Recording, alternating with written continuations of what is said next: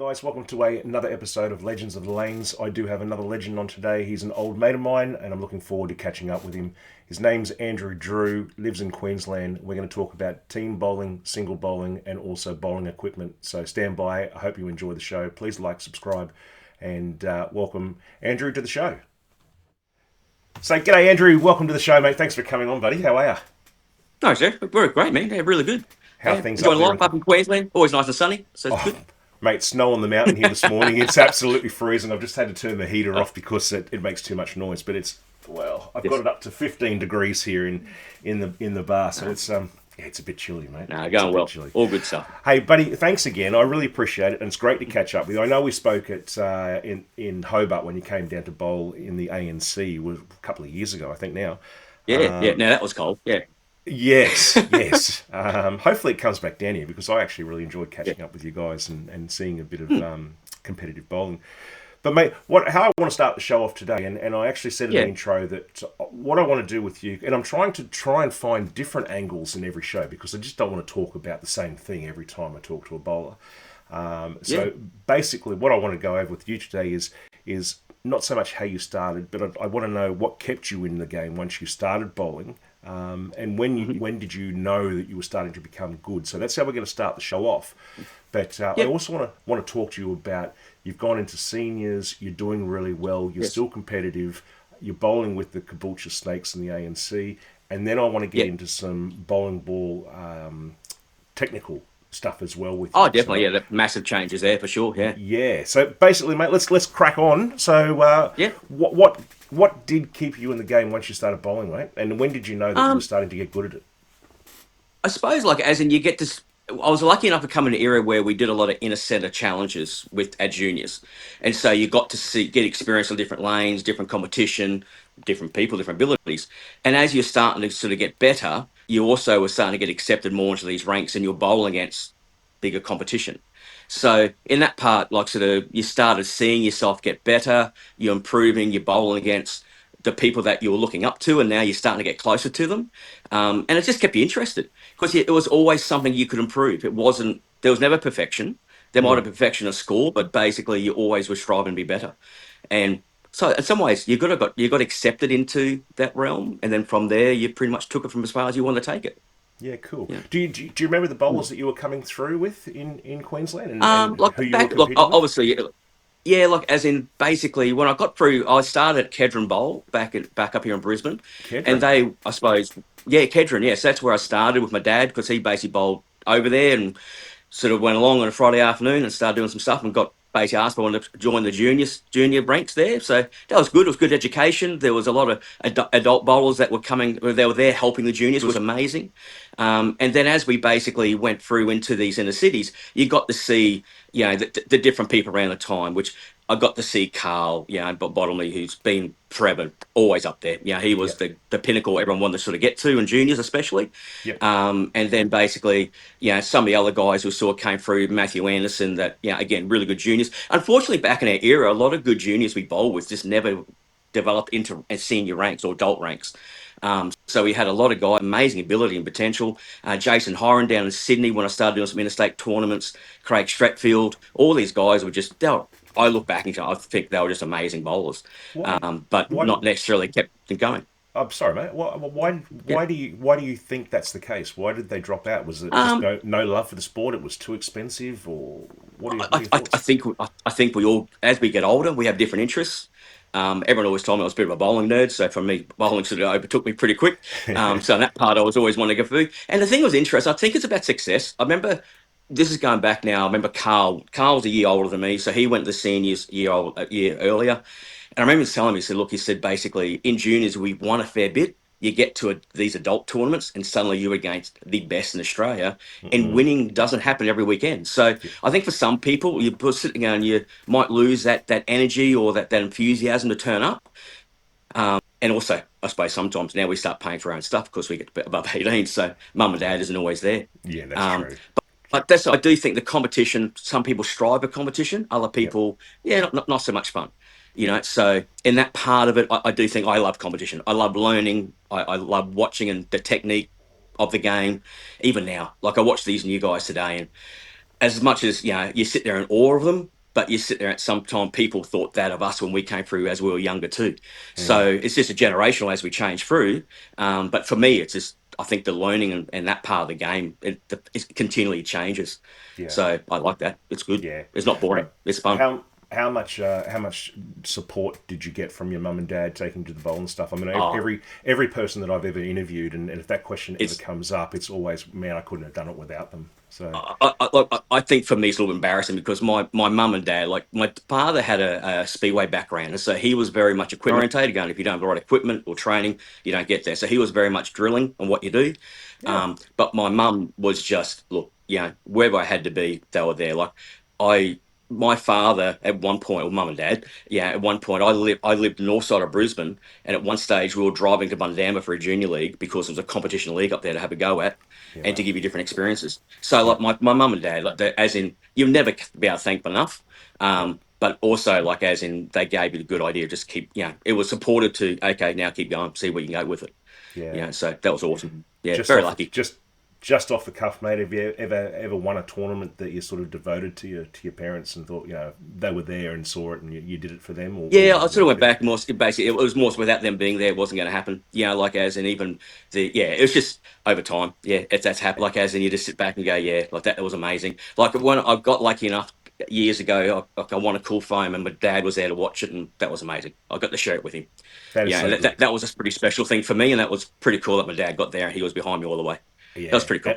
and a bloody special tournament too, mate. I used to love the cool foam. Not. I don't think I ever competed in it. I was never good enough to anyway. But I used to love going down and watching you guys rip up the lanes. And I And it think was one of those.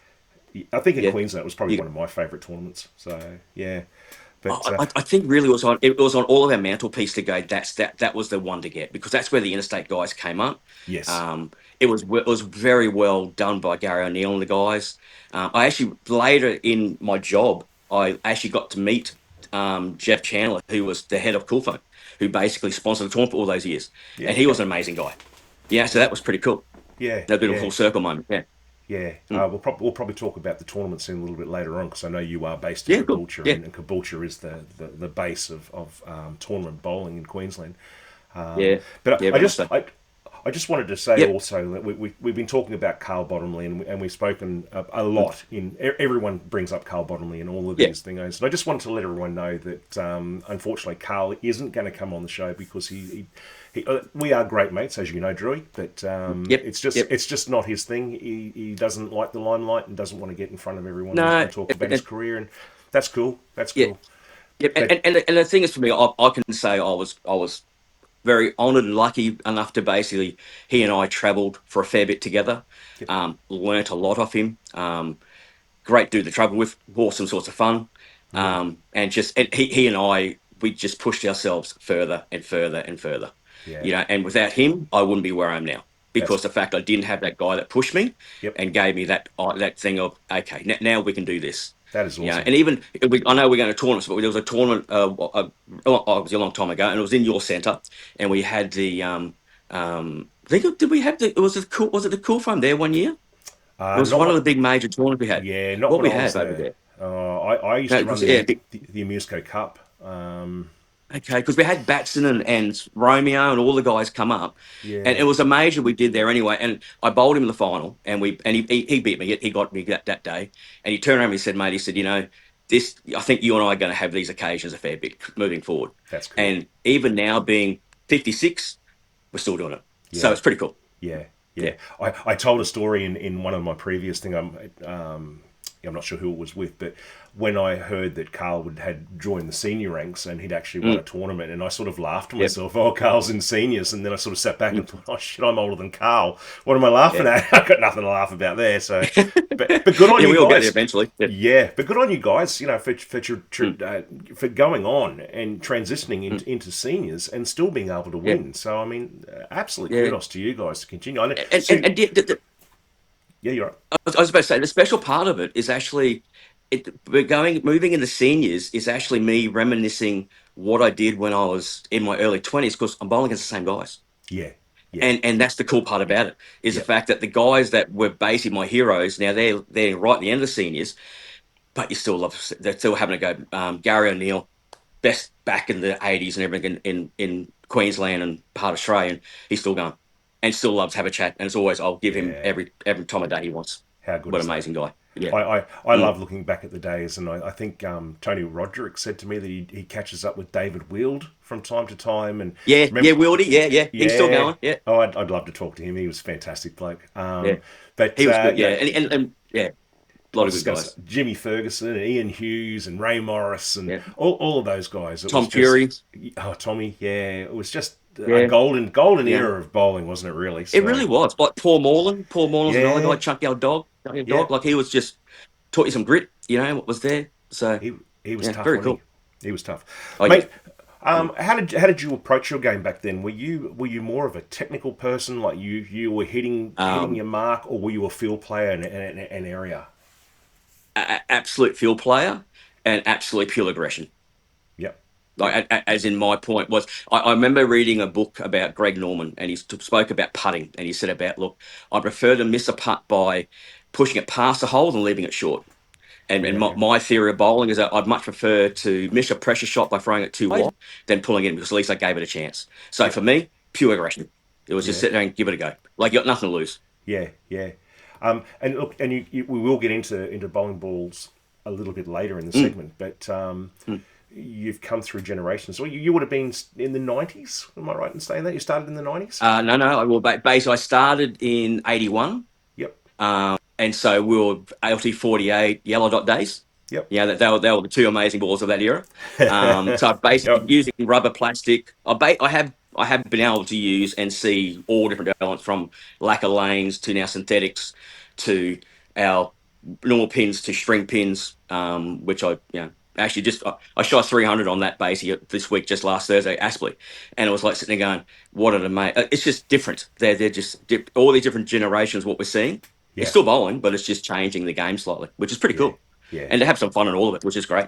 As we are just talking about there, Drew, what's the Mm. biggest change that you have seen since you started bowling till now? Obviously, you've gone through the ranks of winning Yeah, titles and in the seniors. So, what's the biggest change? I think. Look, honestly, bowling balls are the dominant factor now. You've got to have the right ball reaction.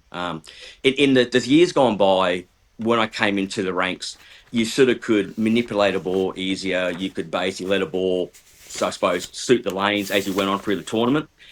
Sort of today, it's a bit different where you can only do so much. The ball's got so much control, and the service has so much control.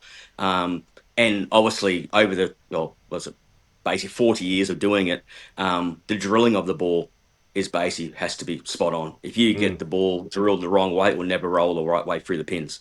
yep. So in that part is where it's really changed. It's the technology of the ball today is basically, I think, the dominant force of the game, because if you can put the right ball in the right hands, it can become unbeatable. Which is in technology, we now have an unusual fact, a situation where we have this urethane purple hammer that's been out for the last over a decade, Yeah. and in the right hands, this thing is just unbeatable. And even to a point where, because there's certain tech in it that, I suppose the softness and everything of the balls can't have come through in certain sectors, that's been banned. They Yep. felt it gave an unfair advantage, and basically that's nearly going back to in the '70s when the guys used to soak a ball and make it soft to give it control.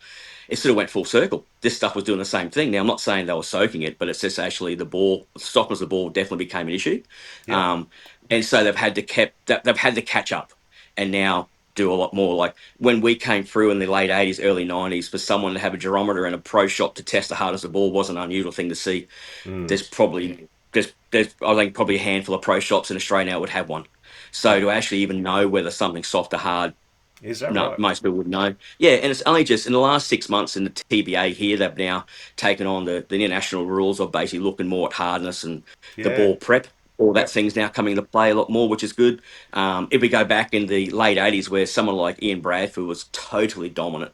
Now he was using a ball called a black udot, but the one thing, as the tech guy he was, he realised that, well, look, the best way to make this ball work is to have a clean surface. He used to scour his ball between shots. Now that had to get outlawed because the fact that it was sort of changing the service of the lane at the same time as what people were doing. So they've had to bring rules in during the generations. But I think like at any sport, if you're not pushing the rules, you're not winning. So you've got to basically work out where the tech can take you and take Mm, every advantage you can get out of it. Yep. But the balls themselves now, it's just a massive change of what we're seeing. There's over 100 balls released a year from all the factories. That's crazy. That is So absolutely crazy. so what's being sold, what's being used, and they don't last like they used to. A Yeah. ball really is probably a good 6 months. Oh no, Yeah, you're and they kidding. You're kidding change. me. 6 months. No, 6 months you get a performance ball now. If you're Wow. if you're bowling tournaments, you're bowling a lot of tournaments and bowling say 1 or 2 leagues a week. Yep. Realistically, you're like every year you're doing a new kit out, Yep. and basically, so it's either one for technology that okay, this thing's now taking the boundaries new area, or it's okay. Look, the surface of the ball is just worn now. Yep. So What sort of? I suppose that the one funny thing now we see is actually the story of that new ball carry, and that's definitely there. Where years ago when you were bowling with us, Yep. we'd get a ball and say, oh look, we probably need 6 weeks to let the ball run in and track Yeah. and get a track on it, and then it'll come to its own. Yep. Where now, if anything, once it gets, you don't want to track on it. You want to, if you find that ball really good, you want to put it away and delete for tournaments. Wow. And if you're not going to be getting one every 3 or 6 months. Yep. So that has definitely changed, and that even the pros have said, look, there's no doubt that this ball after 60 games is a different ball. That's So crazy. in that What part of it, it's a factor you got to weigh into what you're doing. what sort of price are we looking at now for a top line bowling ball? Realistically, if I suppose drilling is a part of it now, but honestly, between $350 $400 a ball. Wow. Yeah. Okay. Yeah. Which is, yeah, that's what I mean. It's sort of for years ago, they spoke about when urethane first got released in the early 80s, and they were whinging then that it was only going to last 3 years. Mm. And the fact that plastic rubber balls would last longer. Where now, if you got 12 months of tournament play out of a ball and ultimately it felt the same, that's Mm. amazing, Yeah. Wow. to what people are going to do. As I said, so 60 games, and you'll still adjust. It's just more, you'll see the difference, in Yeah. what they play. But And yeah, $400 per ball is pretty average now. yeah, can you resurface them and bring them back to Up new to like a we point, used yes, to? they've got machines now that will actually sweat the oil out of the ball. They've got machines now you put in now actually give you a factory finish. Yeah, okay. Um, so there's all these things, but as in again, they're never the same. Like as in Wow. even back then, if we went to resurface the ball back in the 90s, it was never the same. That's You correct. just basically now, but at least you could keep it now at that consistency. Yeah. So I Yeah. suppose even in the States, they're a big thing in the pro shop there. A lot of times they'll get a brand new ball and they'll resurface it straight away. So at least you know what you can maintain. Yeah. Okay. So there's also that factor too. So yeah, that's I mean, there's a lot of little things come into it. A lot of the pro shop's really important now to get Yeah, that's someone it. who knows what they're talking to work out where the pap is for your positive access point is Yep. critical now on drilling a ball. Yep. Um, Years ago, like I when we sort of worked out how that pin made a difference in a two-piece ball. So Mm. forever we would turn the ball at 45 degrees, they'll do. Yeah. Where now we've learnt what these things can do. So all those things are major factors in what we're doing now. But the top guys have got the information behind them. Or they said like they're lucky enough they've got the companies behind them. Amazing. They do. Yeah. It's more important than ever. Yeah. But yeah, Yeah. it's pretty cool. It's cool gear what you're seeing. And the two hands is a whole new set of Yeah. rules and a whole new bowling layouts. Yeah. Mm, That's crazy. Absolutely crazy. mm, Hey, so in the evolution of bowling, I spoke with Ian Bradford about mm. this, and he was bowling a Yep, tournament, and I think he was actually against Andrew Frawley, if I can remember the interview. yep, And Frawley was saying to him, "There's this new ball out, and they were sponsoring the tournament. It was the Excalibur, yes, and he the purple didn't one. want Yeah, to. yep, Yeah, he didn't want to bowl with it. mm, No, no, no, no. And then mm, he saw someone, Frank Ryan, I think it was, bowl with one, yep, or could have been Malloy, who bowls very similar to him, and went, "Wow, he's mm, actually thrown that really well." So he drilled one up, and bang! All of a sudden, he's loving this ball. He's turning the ball a mile compared to what we were with mm, urethane. You talk now about the purple hammer, mm, the Excalibur, the Piranha. What was the yeah. ball that you saw coming through your career that actually just changed the game for you? What was it? I think the ball that changed the game was the Excalibur. Yep. Like, as in that was a whole game changer. That once that ball came out, at certain points, if you didn't have it, you didn't win. Yeah. Because it Yeah. just gave so many people so much more advantage in what they did. Yep. That was a whole new rail what worked. Moving because that was the first proper that and the Reactive. purple Rhino Pro was the first reactive ball that hit the market. Yeah. But that Excalibur, like that was just a whole new world. Like up here, Brian Bates, he basically at owns Caboolture Bowl, he drew one up, Yep. had always used everything. Next thing, he's turning the ball more than I was at the time and going, wow, okay, this thing's got something. And even Yep. at the time, again, like where we did spend a lot of time with Carl and I bowled a lot together, and we both were a bit, oh, I don't know whether we really should get into this. This is probably feels a bit like cheating in some ways. Yeah. And until we got beaten by it, and then we're going, okay, we've got to get and do something here. Yep. And I drew my first one. I was like, holy smoke, this is a game changer.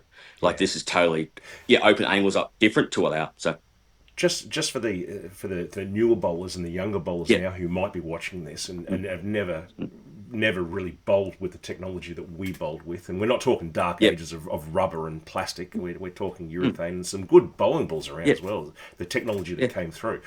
Mm. What was the difference between you when you went from your standard urethane ball into the reactive resin, say the Um, so, Excalibur?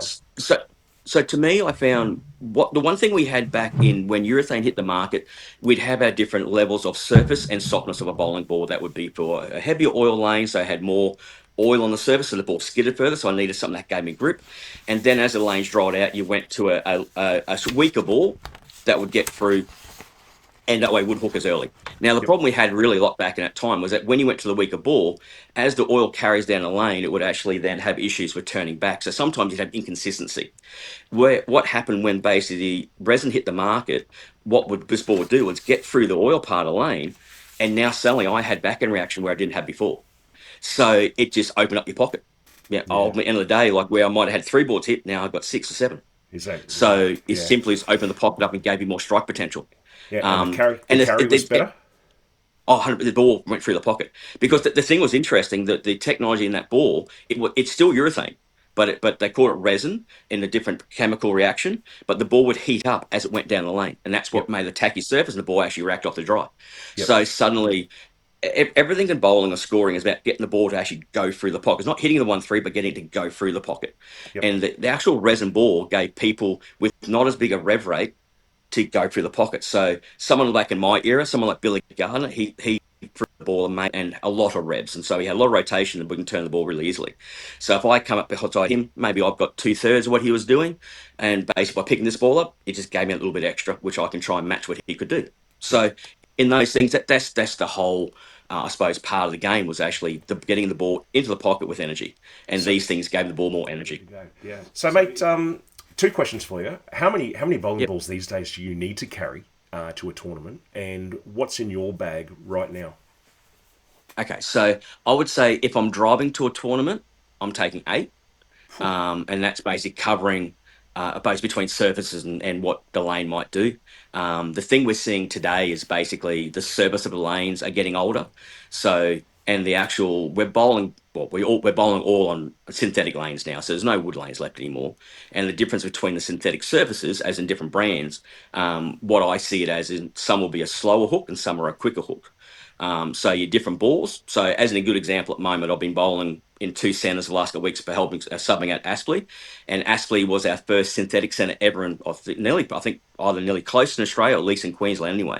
Mm-hmm. So that's now nearly 40 years old, that bowl, and it's a very high friction centre. So the ball basically goes quite early, so you need something that's going to get through the lane. Where someone like Caboolture, still friction, but the ball's going down the lane more, so you need different balls, different services.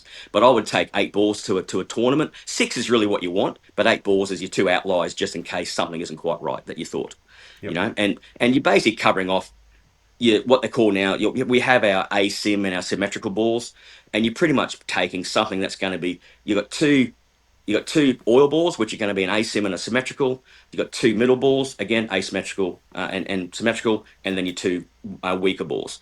But like in my bag at the moment, for what I would carry, I'm going to use something like an RST rotor grip for a big ball. Then from there, basically, I've got a idle rotor grip ultimate idle, which is a symmetrical solid ball. From there, then I'm dropping down into a motive Evoke Pearl. I then use a Rockstar, a Rotor Grip Rockstar Solid, but I use it pinned down, so it just really arcs. And then I get into my weaker stuff, which I'm using a Rotor Grip Bremlin and a Rotor Grip Hustle. Well. A Hustle Well. was basically an entry level ball, Yep. so to basically do your dry lanes. Yep. And there's so many choices now. So I think people get caught up in it sometimes. My best description, I had some people just recently going, "You can have a lot of stuff, but do you have an arsenal?" And so you got to Yeah. work out what your steps are. You and I bowl, we take 4 balls, Yep. and even to a point. If I go back to in my early when I came back into 2000, so 2009 or 8, I went up to Townsville Bowls tournament. I was really confused what I was going to do. Obviously, FX freight is a bit. I took 2 bowling balls with me, Yeah. and it was probably my best win I've ever had because basically I Yeah. had 2 decisions I had to make, and I had to work. I had to use, and from there we could use our ball spinner for polish and work Yeah. out what we needed surface wise. But in today's world, pretty much you are taking 6. So Okay. six is ideal, and then depends on if you. Some people just don't want decisions. Other people like having all the choices. So, but I think six is pretty much what you got to have. 6 to 8 Can is cover you pretty off. normal. 6 is definite. Yeah. It's amazing. Go back to my days and when we were bowling, and everything was just polished as Mm. high as you could polish it, and it was Yeah. long drilled to go long, and Yeah. it was hard case, Mm. and I probably carried Mm. a white dot and a blue dot in my bag of those days, but Well, you because did. Yeah. lanes were just so Mm. dry and they just took so much. Well, they'd Well, roll well, so that's early. well. You remember when you go down Red Cliff and we'd use the Luster King. Yeah, Everyone lined up for the Luster King to bowl in yeah, there, get the wax from the yeah, ball. But and then we had ball spinners, which changed the whole world again for us. yeah, But 100%, like we used to for us, in Queensland, it was all about how shiny get the ball so it gets through the front part of the lane. yeah, yeah. You know? Nothing worse Mm. than seeing your ball roll up in the heads. Just the worst thing. Especially you get to a Oh, tournament and you throw your first ball and all of a sudden it's hooking at the arrows and you think, oh, this is going to be yeah. a long What do day. I do from here? I've just That's right. wasted $200.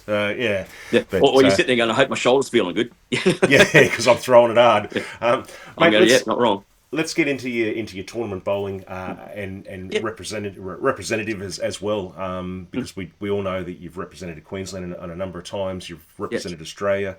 Can you take us through what the feeling is? Your first time you've represented Queensland, you're throwing the Queensland shirt on, and the first Um, time you're throwing the Australian shirt on. How do you feel? it was just out of this world. Like as in the Queensland one, I represented Queensland in juniors pretty early when I was 15. Yep. That was cool. That was basically you really got taught a lot of responsibility in what you should do, just as you should act and everything else. It was very much back in that era that now you're putting a shirt on, you've got to act like you are a representative. Hmm. And also the coaches and the managers we had that was probably where I really got instilled about winning. Was that I remember walking into this room that we made this team at 15. I'm going, wow, how good is this? I've just made the Queensland team and couldn't be better. And they turn around and say, okay, everyone in the room, who put your hand up? Who set their goal and they made it? So people hand up. Good. If this is your goal, walk out the door because you're not a winner. Our goal now is to go and win this championship. Oh And wow. so from there to me it was basically about look, represent is one thing, but now get there and do it. And Yep. that's what the whole game was about. So the Queensland part was amazing. It was really enjoyable, made some lifetime friends through doing it, had some amazing coaches and managers that were just mentors for us, that they were really good guides for us. But that Australian, that will never, no, nothing will ever beat that. Yeah. Like to sit there and go, okay, I've just what I've done to go overseas to bowl for your country, let alone just what you're doing, achieving yourself. That's an experience and a half. Yeah, like as in that was really super cool. Yep. And then even now to basically in the senior ranks where I'm still able to compete and in teams I'm competing against the young guys. Like I'm lucky enough to have competed against like for example, we've got a family in Australia called the Walshes. Yep. Now Barry, who I competed at, was that's grandfather of one of the best Australian bowl, probably the best Australian male bowler at the moment, which is Blake Walsh. He's in the Yeah. States now in college, and he's going to be we're going to know about him like we know Jason Yeah. Belmonte. Yeah. Okay. Um, and so Barry, I bowled against him when I was in my early 20s. Great player. Barry's sons, Cameron and Jason. Cameron was good. Jason was, oh my God, like as in what is this guy going to do? Yep. And now I've actually got to bowl against Cameron's son Blake. So getting in bowling and competing and representing different levels, but still competing against. I was bowling against 3 different generations of a family, and watch how that's moved. Or they in their representative state what they've done. So we do Caboolture. We've gone to this ANC national tournament, which is I think one of the it would have to go down as the best team tournament's ever probably been in Australia. The talent to get 18 teams there, a 5-man team these days is just unthinkable. It's big. And we've got talent from anywhere from someone who's basically 15 to someone who's in their 60s.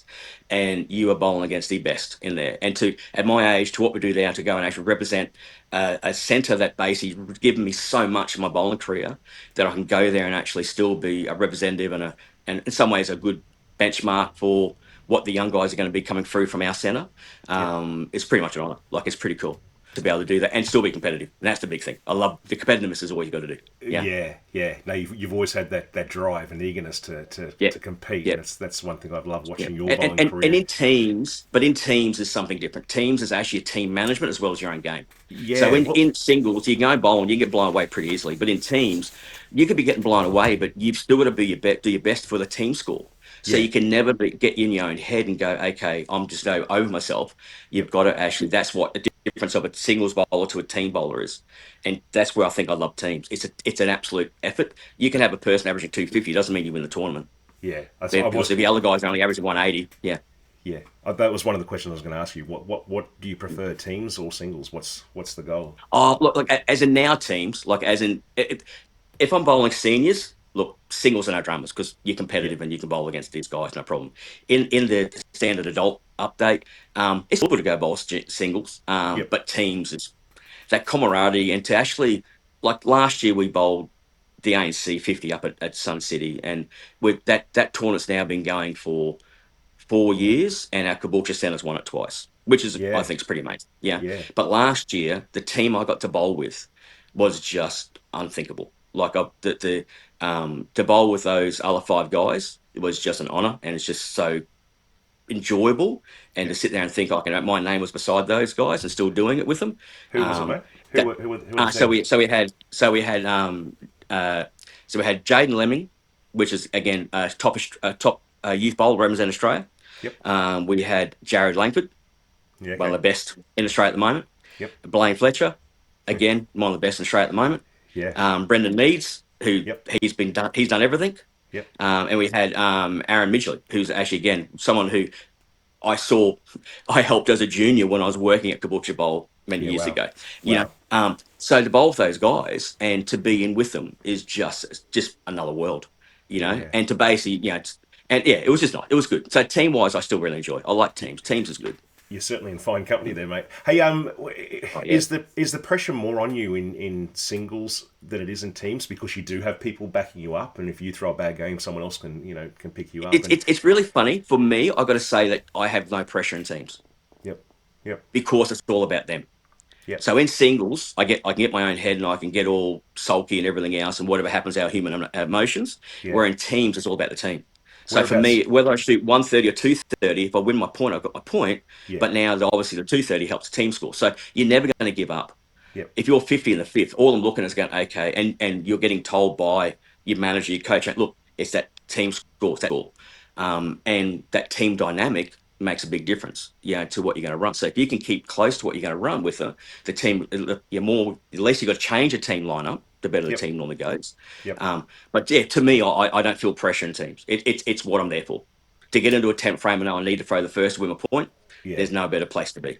yeah. Any position you prefer, mate? Do you prefer starting the team off, or Oh, would you prefer to be the anchor? it's, Or it's where funny, do you like like? probably as I've gone through my bowling time, I've got to say that probably my early years I would have bowled anchor every time. Yep, As I progressed, then it was basically lead off to basically get the team off to a good result, a good yep, start. yep. In the lineup we have, basically my position third is the glue. Is to Yeah, basically okay. make sure that if number one and two bowler isn't exactly on their game, it's up Yep, to me to make sure I give the fourth and fifth bowler something to come off or give feedback to go, hey, this is changing. We need to do this.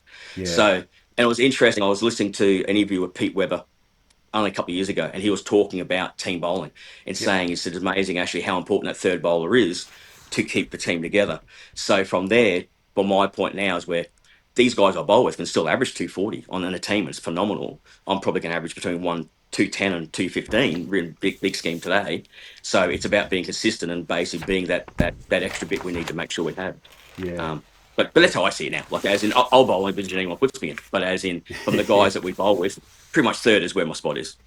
Yeah, that's cool. That's cool. The Caboolture Snakes, they're very competitive. The women as well, aren't they? They've Yeah, done they've quite done well. well. Like as in, yeah, like as in that in we I think think they got fourth, third or fourth last year. Yep. But the Caboolture women have always been strong. Like Yeah. people like Alicia Melton, like as in we've always had a good, strong, consistent women's team. Yep. And look, there's no hiding the fact that women's bowling in Australia is a bit shallow Yeah. to the numbers we have. Yeah. Um, but again, the bowlers that we have there, and again, it's about team dynamics. The one thing in the women's division, I think you can definitely have a champion team over a team of champions, 100%. Yep. And obviously that's how we look at our team as well for the men. Like, we just happen to have a very good amount of very good quality guys in there. My word. But it's always about team atmosphere, and that's what, even as the Caboolture Snakes themselves, the women are there watching us, and we're there watching women. We're there helping them make sure they're seeing the lane change, everything as much as we can. So for that part of it, I think that's where the special part of that tournament is for us, is that team dynamic. Yeah. But the Yeah. women's team is very competitive, very competitive. Yes, so mate, while we're talking about Caboolture, I Mm, just want to talk, and mm, I know he's a great mate of yours, and I think he's the manager of the Snakes. He's the owner of Caboolture Bowl, and I yeah. love to get him on the show because I think I've Mm, spoken about this in the other shows, mate, but I tend to put, and you've said this as well, we put Brian mm, Bates in the Kenny Sheehan, the Gary O'Neills. mm. He's trying to keep tournament bowling alive, and I think I Yes. was one of those guys as well. At Milton Bowl where Oh, I definitely. tried. Yes. Yeah. I tried to put as much Yep. on as I could to keep tournament bowling going, but Brian Bates has continued. What has his support and his bowling centre done for you and all the other bowlers up there, mate? Oh, so for me personally, like, so I've known Brian since I was 15. He used to manage Redcliffe City Bowl, Okay, didn't know that. and basically at that time, again, my family started bowling league down at Redcliffe. So that's who got to know Brian, and he was assistant manager first, and basically, quickly became manager. So definitely known him through the years from that early on. But the support and belief he just gave his bowlers, and Mm, the centres that he was part of, just became a second home. yep, Into moving into Caboolture, he was able to now have the centre that was his own, so that way he could actually mould it into how he felt it should be. Always very much looked at basically to be a bowler centre, and what he's done with it. And even to just in the last 2 years, where he's had to the lanes themselves. I think the pin setters was roughly up there about. I think they were probably about the 40+ year mark. I think they were, and he yeah, had to change the pin setters. And it was a yeah, decision to be made basically where a lot of the centers throughout the world now are going to these string pins because less maintenance, cheaper cost. But he decided to stay at 3-4 pins because that was his belief in tournament bowling. It needs to be free. This natural what we've had for the last since 50s, what it was for bowling, such. So it's made a big difference to, again, his commitment to tournament bowling. Yeah. yep, yep. What did he put in? Or it's a the base is I don't actually, I can't tell you the actual number of what the model number was, but it's the new 3-4 Brunswick pin setters, Yeah, which, okay, like easily three times the cost of what you're yeah, talking about for string pins, yeah. you know, Have and you and bowled to them? on the string pins. Yeah, Yeah, as I said, I've had a couple of chances to sub over at Aspley because they were the first ones down here to put them in. right. Um, it's different. It's very different. Like as in, I don't I don't mind them in the fact that I think they're fairly true on what you see as carry.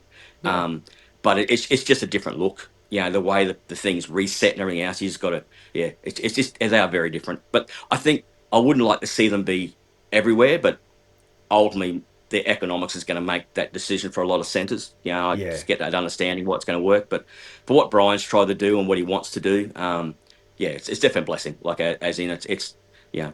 There's not many people are going to put that much effort and money into keeping the competitive side of bowling alive in No, Australia, Queensland, let alone no. Australia. Yeah. And all bowlers would know, and as you know, I've managed a Tenpin Bowling, so I've been involved in the Yep. industry for a long time, and Mm, it's a real fine line, and I do have a chat about this mm, later on. You'll see in an episode that mm. the fine line between how much league play we need. I mean, league play is your bread and butter. We all want leagues to Yep. be there, especially Mm, in the slower times. But you mm, obviously you're getting paid a lot more money for games in social play. So really, that's your oh, bread and butter. 100%. So Mm. it's a real juggle between how much league play and tournament play do I have compared to Well, tournament play. Especially in the yep. centre that I was at Milton, Mm, to put a tournament yeah. on Saturday day going into Saturday night was sort of like, Yeah. wow, Mm, we're losing a lot of money mm. here, but you Well, want to well, well, try the and thing is amazing. Like the tournaments that we have up at Caboolture, like the amount of weekends that Brian will have, the centre basically gone from Saturday morning till Sunday at 6 o'clock. mm, And if you go up there on a Saturday night in a normal time, it's full. So to me, I'm watching a guy that's costing you money, It but is. Yeah. he wants competitive bowling, and it's Yeah. sort of, and I think the things that, as I suppose now being in the game as long as I have, you now have a new appreciation of the effort that goes in to get the tournament running. Yeah. For back in our day when we had a lot better prize money than we have now, because we had, you guys put so much more effort in to get sponsors, and we didn't really take on. I don't think we appreciated how hard that was. It is. Yeah. To now, basically, we're bowling most tournaments at a bowler's prize fund. So we're now doubling what we paid to enter a tournament to win less. Yeah. And that exactly same thing's happening in America, Yeah. same thing's happening in Europe. And that's why for bowling centers now, that social play is sometimes really taken over from what the center Yeah. would do normally with a torn player. And so, and it's always an outlier of centres, and Brian's got one of them that he does. And to credit where Morty's running Sun City, that's now become a tournament centre, which is actually doing pretty well as well. Yeah. So we're lucky in Queensland here that we've got a couple of places that are trying to put some priority on tournaments, which Yeah. without them, we're bowl league. Yeah, that's about it, you know. So Exactly yes, right. yes, Yeah, and you yeah, got to have something to strive for, man. You can't have a sport yeah. that doesn't have the elite. Oh, yeah. And there's a lot of this discussion around where we put too much money into the top level of Tenpin bowling, and I think, well, you need that. You need to have an elite ranks of bowling, Yeah, otherwise look, people have got nothing to strive for. 100%, but I do think we've got to understand grassroots much better in bowling than we have. Mm, mm, I think that being now at both ends of the spectrum of when looking at tournaments and going, well, I would in my 20s, I'm looking at a tournament going, I'm just looking at what that first price is. That's all I'm yep, worried about. I yep, go into an open tournament now, and you go, realistically, well, I know where I'm probably going to run in here. So what's mid to that second, third, yep, and you're looking for value for money, because family, houses, yep, everything else that you got on your what you pay for, yeah, you got to look for something that, well, how much can I afford to not get back? yep, Where before, when that never came in our thought process, because everything was about, okay, how high up can I finish? So now, understanding that thought process, we still do have to look a lot more at the guys who are good are always going to make money. mm, mm, As much as you want to keep them interested, the guy, if I'm basically running a tournament and say I get 60 people and I'm going to pay the 20th, that 18th and 20th position is a really important payout, mm, because you've still got 40 people that are going to get nothing. yep, Now, it's about reward. It's, you get reward for how well you do, but we still need those other 40 people to think to come back, because yep, there's only so long before, oh, okay, this has cost me a fair bit of money, or I won't go to every one of them, and which we've all experienced now. yep, So in that part of it, it's a real balance. We've got to try and keep those guys interested that are down the bottom. Much back in our day, we had a guy called Archie Cox that would turn up to everything. yeah, Yep. yeah, actually, And yeah, basically, wow, and at times people looked at him and sort of laughed at him, yeah, but he loved bowling, loved being around us guys. yeah, But without Archie Cox, those wow, bowlers, those tournaments didn't fill up. yep, So you need, and also same point is to give back to the people we're bowling with now, is that we really do have to really consider how we act, how we interact. We need to welcome these people into the bowling tournaments. mm, Otherwise, you don't fill them. that's it, Yeah, so that's the other part that's really important. I think has a lot of aspects have been lost. That yep, there's a lot of people that are going to enter the tournament that are never going to win any money back, but we've got to give them an experience. yeah, And that's the one thing. Like with Brian, he's trying to get that balance of tournament conditions to good scoring against a challenge, because you don't want actually like someone who's going to spend $370 to enter a tournament and average 150. mm, So mm, you want to give them an experience to go, I want to learn more now. We might yep, spend more in the pro shop. They might get some coaching. They're going to bowl games and practice. So all this stuff comes into what we do in our tournament. That's why with me, TBA, they're trying, that they are definitely trying, but we need to definitely be looking after that bottom, you've got these things called like the national trainer squads, everything else we have now. But we've got to be keeping those people that give them a reason why they want to go further. yeah, And if we yeah, don't, they just keep bowling league and average 230 because you can, and nothing else matters. yeah, So yeah, that part of it, because otherwise then they get bored and they will leave, and then we lose numbers like we have really in the last 30, 40 years. yeah, yeah. Mate, So I'm going to ask you a question I haven't actually asked. Well, I think I'm into mm, episode 7 or 8 with you now, and I yeah, actually haven't asked a bowler yet where they see Tenpin bowling in the future. I mean, we've always talked about trying to get bowling in the Olympics and Commonwealth Games or something. Where do you see the future? The future is actually getting an international body that's on the same page. So at the moment, the biggest fallacy we have at the moment is the Olympics. The Olympics is so far off the radar for us. It's not funny when we can't even organise our own international body. Yep. So to me, it's about getting that together and then getting all those areas competitive and actually that they're filling their lanes, what they run, and then Olympics come on the card. But at the moment, Olympics really, I don't see the Olympics meaning much to the average league bowler. Yeah. So it's sort of that part of it's like, yeah, it would be nice. No one's going to disagree that it'd be amazing to be in the Olympics. As I said, if you get a chance to talk to someone like Warren Stewart, he actually got to go over and actually, I think it was in LA where they had it, where basically they had a demonstration sport, and he got Hmm. to go in a demonstration sport, and he said that was just an amazing experience. He's suddenly you got a bowler who's now mixing it and with the same the dinner room as your basketball players and everything else. So that'd be an amazing experience for any bowler to want to go towards. Yeah, my word. But I do think even Jason Belmonte, who is probably the best well-known bowler in the world at the moment, very much the same idea, saying, look, we need to get the international body together to basically really come to work together and what we want to try and expand what we're doing now in the game, and then the Olympics can come on the card. At the moment, we're not at that level. But as for Australia wise, what TBA is trying to do now, they're rebuilding. Yep. So Yep. for us here in Australia, we definitely think we're in a rebuilding phase. We are trying to, obviously the youth is definitely a big focus for them. Yep. Um, but I do think in Australia, the one thing that, and now being in the ranks, the one thing I think they've got to remember is the fact that I think you'll find if you actually broke down the amount the bowlers in the number of bowlers we have in Australia, I think your senior ranks do cover a lot of it. So Yeah. as in that part of it, you've got to remember the fact that these guys are still around and they'll Yeah. still enter and they'll still spend money. Yep. Where basically, and also they can be used. Use us for these reasons to get people back into bowling. Like if someone like a TBA that you've got this national trainer squad of the adult senior, or not we're senior, so the adults. Um, you use those players to basically bring the youth through. You get those people into a centre and you do a training squad. They're the things I think that is our future to basically share the knowledge. I think every sport is talk about knowledge, but it grows when people want knowledge. You got any? So if you're sitting there, sorry. Oh no, sorry to interrupt, man. I was going to say you sound like you're all over it. You got any aspirations to go anywhere further in the industry yourself? Look, I suppose that the for me bowling's always been on the side, as in I love it. Yeah, would at some point, as like I'm in my mid 50s now. Like so, when I get a bit longer, I'd probably look at it when I have Yeah. a bit more time. Like as in Yep. yeah, but basically it's just I suppose it's just more.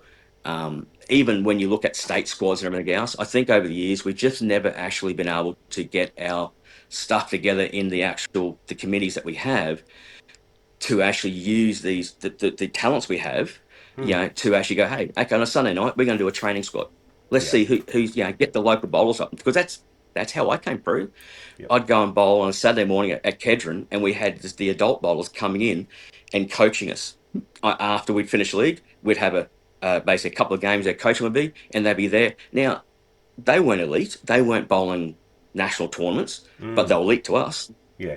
Yeah. And so these guys had experience and at least would actually be able to give on knowledge.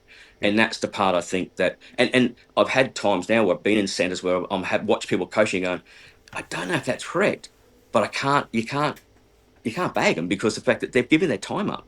It's just the fact, okay, how do we actually now try and let them have the better knowledge? Yeah. Yeah. And at the moment, I think TBA is now starting to get there. I think That's. they've got the right people in the right places Yep. with the right inspiration. Um, and you're trying to, like every organization, you're always going to try and cut the cancer out that people can be bringing, always just want to try and bring something down. Yep. But if you got someone like we spoke before, like as in back in my day, like, and when I look at, you could look at bowling heroes or someone you have international players that were your bowling hero. But for someone for me over here was always someone like Chris Batson. Now, he's in his 70s, I think now, still Hmm. coaching, still Yeah. putting back into the game, Yep. and still has probably more knowledge than anybody else. He'd have more knowledge than, that he's forgotten more knowledge than I know, Yeah. so than what he has. So Yep. it's that part of it's trying to utilize these people in the right way to actually lose that knowledge. Yeah. And I Yeah. think that's the part that we've got to really consider that where at the moment our Australian coaches are, we've started just to get, I think, the right people in place with the right idea, but it's also got amazing experience. so they now can share that back to these squads, and hopefully Mm, that can filter down. mm. So Well, mate, when I asked you to come on, mm, I knew it was going to be great to catch up with you again, and I knew that the stories that you were going to tell would be fantastic, and I can't thank you enough. This has been great. no, But that's awesome. Yeah, I got to be 100% honest with you. I'm freezing. I don't know what it's dropped down to on here. Oh, it's still 15, but it's so cold in here at the moment. So, um, no, nah, yeah, cool, man. it has been so good. But before you go, I got one last thing. We do Yes, a yep, thing called the Frothy six pack in yep. this episodes, and basically 6 quickfire questions that I'm going to throw at you, and just throw your answer at me, mate. If you're happy to go ahead with Okay, that. Okay, yeah, go for it. Yeah. number one. Who is your most feared opponent of all time? Look, Carl, Yeah. Carl Bottomley. Yep. He was my benchmark. So if I Yep. was up near him, I was doing well in the tournament. Yep. And if I beat him, I felt pretty good. So, Yep. and we vice versa. Yeah, we're both really, we loved it. We love I bowling against each other. just on So, yep. that, did you get to bowl much doubles together with Carl? We did a few tournaments Yep. and we sort of, like as we did well, like as in it's, and I think then from there, we had gone our different ways at that point, but we got to bowl a couple of things and it was pretty amazing. Yeah, the Like mega we did, yeah, powers. it was pretty Eh? cool. The mega It was, powers. yeah, yeah. Yeah, Mate, I remember Gary O'Neill nicknamed us the dynamic duo. Yeah, yeah, I could back in the day. imagine. I Yeah, could imagine. yeah. Yeah. Hey, well, you were both two of the Queensland favourites. I mean, as I said before, we had the older generation of bowlers, which I absolutely loved and adored. But yeah, you guys Mm. coming through, yeah, you were the Oh, two. and I know these are quick questions, but I've just got to say one thing with it. The thing I think that got me with it was that when I came through with Carl, the guys that we bowled against, I think we were probably the first generation of juniors coming through that got accepted straight away.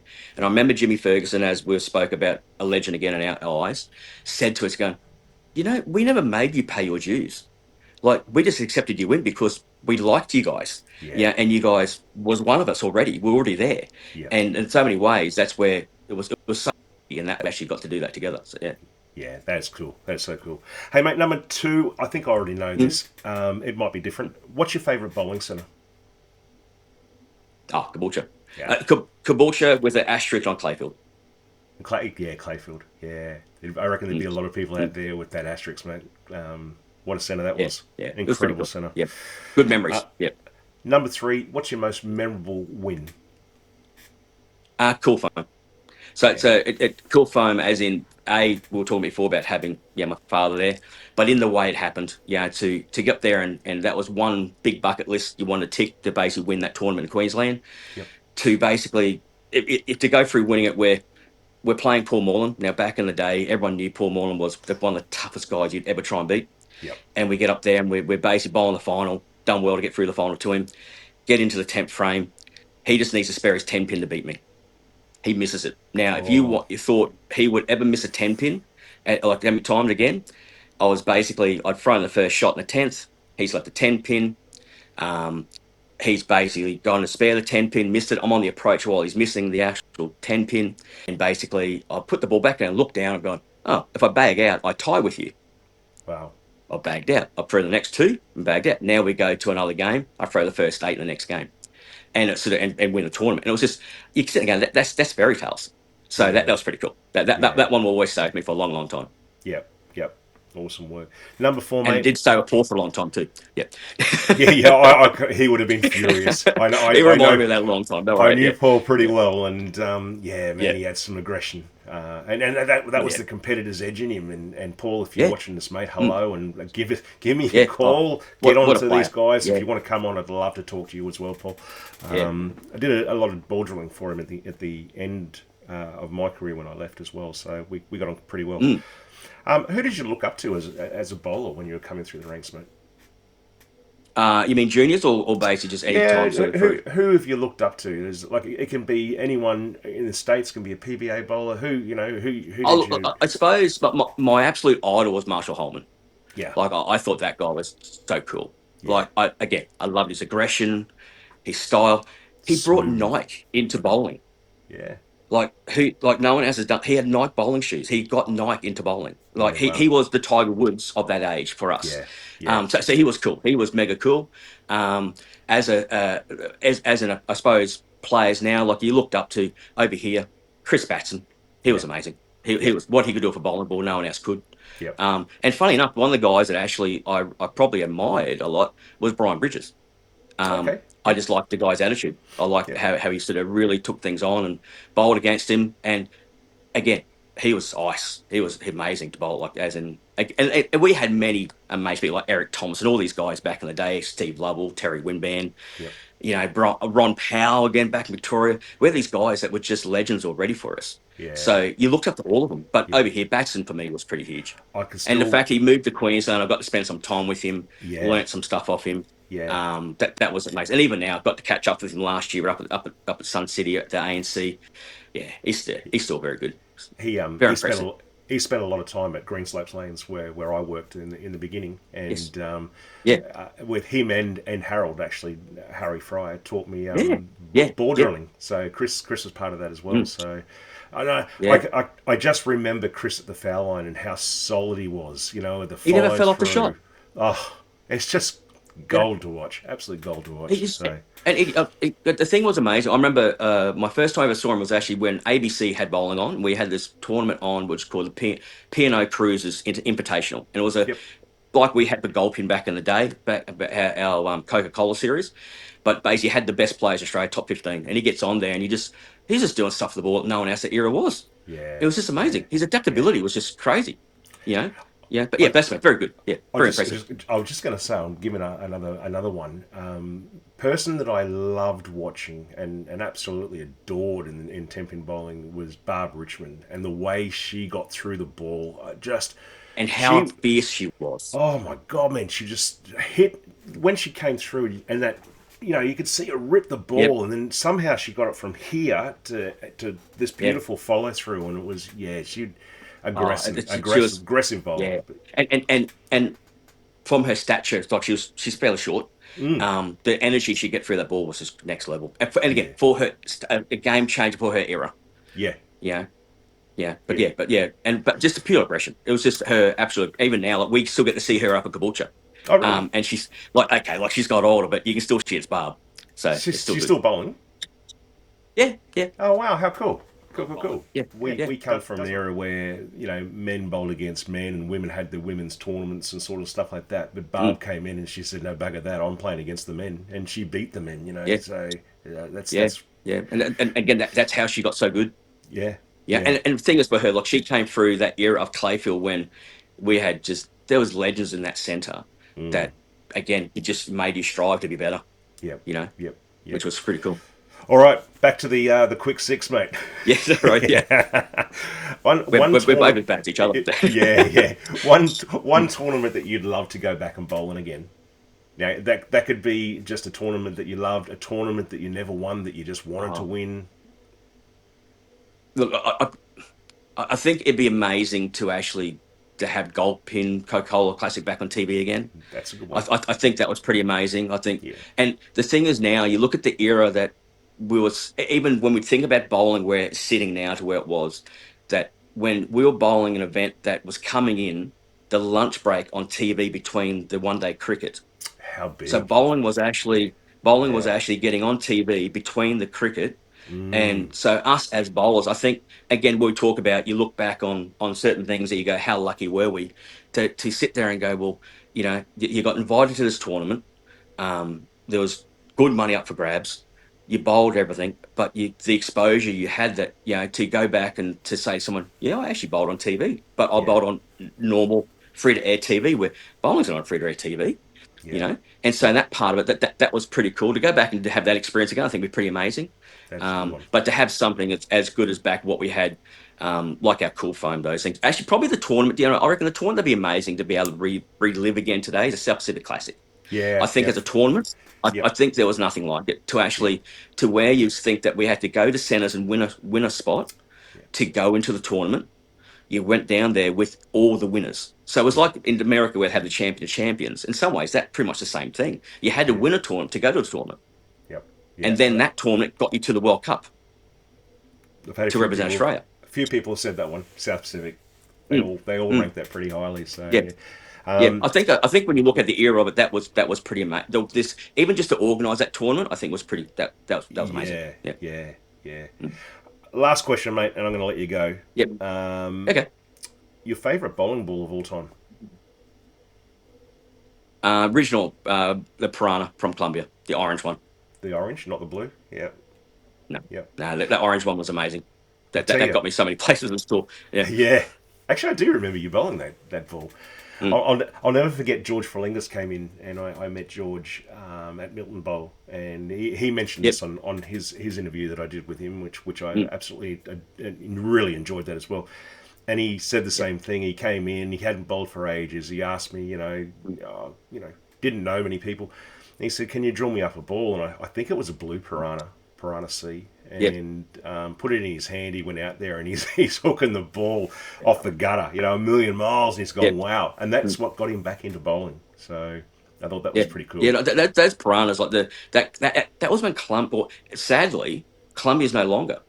Oh, A really? month ago, it's finished. Yes, they've Oh, actually now. It is done. Columbia is now finished.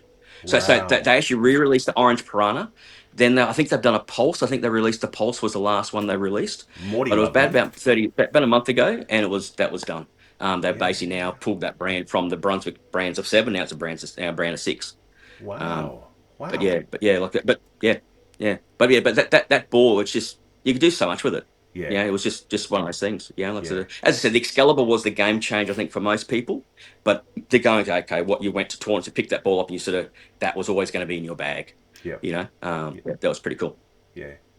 Well, mate, we're done. Thank you so much. This has been Awesome. Thanks, absolutely man. It was awesome to good. That catch was up. really good. Yeah, yeah. Cool. No, Yeah, it's look, mate. It's just as I said to you in prior. If I can reconnect with some of my old mates that I haven't seen, I've been living in yep. Tasmania now for 22, 23 years now, Jeez, and on that quick now. Wow. yeah, Yeah. don't get to see you Yeah. guys anymore, and Mm. and to experience meeting people that I've never met before, like Ian Bradford. I just absolutely loved interviewing Yeah. Ian. Always looked up to him as an absolute legend, even when I was in the game and running centres and doing stuff like that. To actually talk to the guy was just No, fantastic. and So look, I think we need to. I think thank you as well because the fact that what you're doing is giving us some opportunity, which is we don't get, which is pretty cool. And yep, look, you were a big part of our Queensland scene up here when you were here, so very much appreciated. thank Yeah, you. you're always in our mind up here. Like we always talk about Milton, about your days, what we did there. Yep, You actually personally helped me a while ago back then too, which was very always appreciated. I've always yep, wanted, make sure you understood that. yep. But it was cool. It's always great to catch up. So I awesome. appreciate that. Thank you so much, man. No problem. Awesome, All man. right, buddy. Good stuff. We will catch up again soon. Hopefully, the ANC comes back to Tasmania down to Hobart, and we can catch up and just bring your big woolly It'd jumper be good to have a again. chat. Yeah, it'd be good. Always, yeah, it's actually right. No, All right, very good, mate. man. Thank you very much. Great to see you. Thank you so much, Andrew. Talk soon. No problem. See you, buddy. Okay, thank you. Thanks, mate. No worries.